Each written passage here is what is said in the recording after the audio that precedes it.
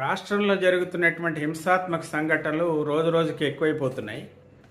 ఎందుకంటే మాచర్లలో వైఎస్ఆర్సీపీ నాయకుడు సుబ్బారెడ్డి గారిని హత్య చేయటం, నవపేటలో గింజుపల్లి శ్రీనివాసరావు అనేటువంటి ఒక వైసీపీ కార్యకర్త పైన దుండగులు దాడి చేయటం, దీంట్లో రాజకీయ కోణం ఉందా లేదా అని కాదులే కానీ రాష్ట్ర వ్యాప్తంగా కూడా కొంత హింసాత్మక సంఘటనలు పెరుగుతున్నటువంటి వాతావరణమే కనబడుతోంది.